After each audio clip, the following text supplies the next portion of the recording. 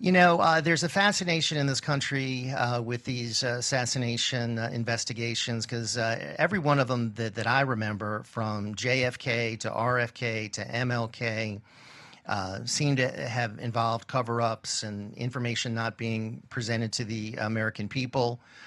You've focused on the RFK assassination. You fast forward, Doctor, to the two assassination attempts on President Trump. And then, of course, you've got this latest assassination of Charlie Kirk. Why is it that each one of these things seems to have missing pieces and the American people not getting the full accounting of what happened?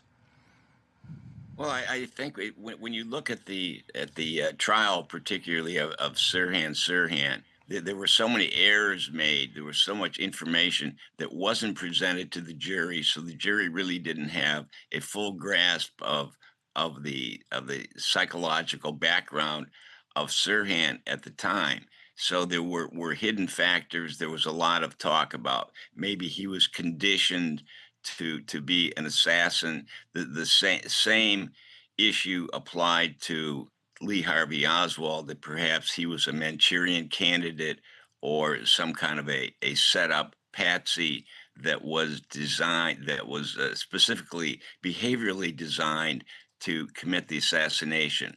With lots of these more recent crimes committed by younger people, although Sirhan and Oswald were both 24 when they allegedly killed the Kennedy brothers.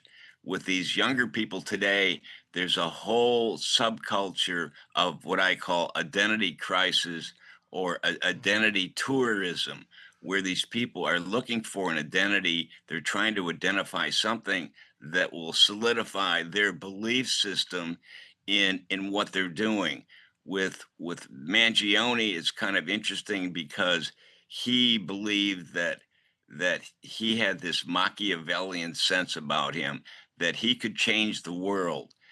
This belief system kind of permeates lots of these people, probably including Tyler Robinson, that assassinated Charlie Kirk. The Right. notion that everything is in their hands, they have this sense of omnipotence, of grandiosity, that they're the answer to cure society's ills.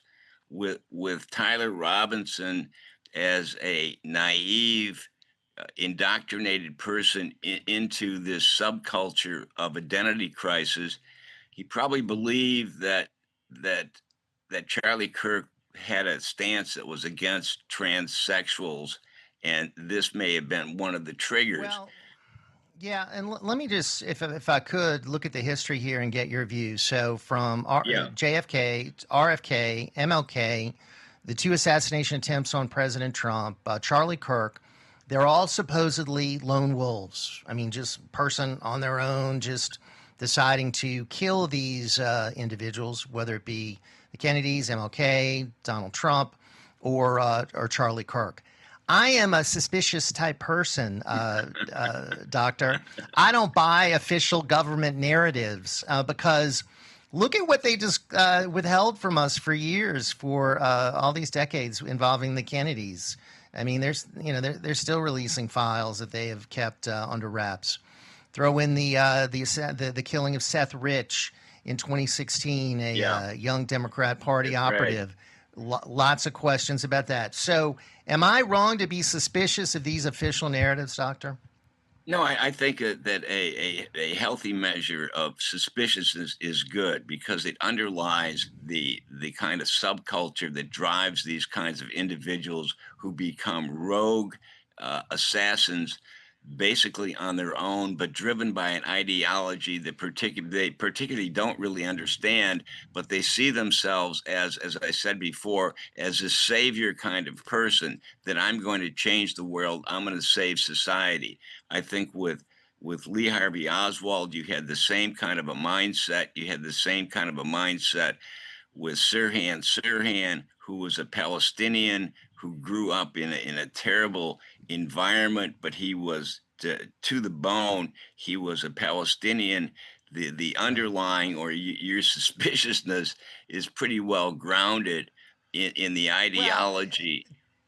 Doctor, I will just cite RFK Jr., who has pointed Yeah. fingers at the CIA's involvement in both his uncle and his dad's assassination, correct? I mean, hasn't he raised suspicions about the CIA's involvement in both Kennedy assassinations?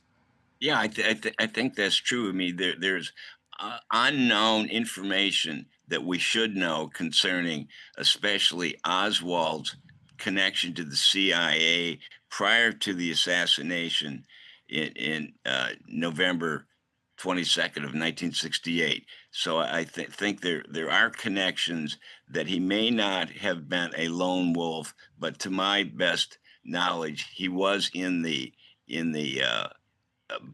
book depository with a rifle. Uh, Now, could there have been other right. people involved? Yes, that's true. Could there other people have influenced him? Yes, that's true.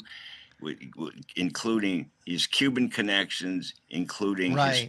his trip to Russia, where he stayed for 2.5 years. What Could he?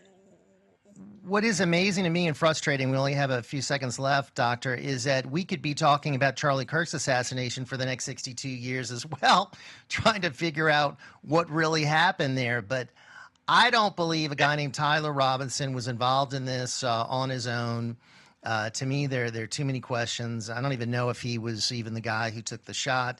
I don't know. I don't believe, Yeah. sadly, because we've been lied to by so many different agencies so often. I just don't believe much about the story.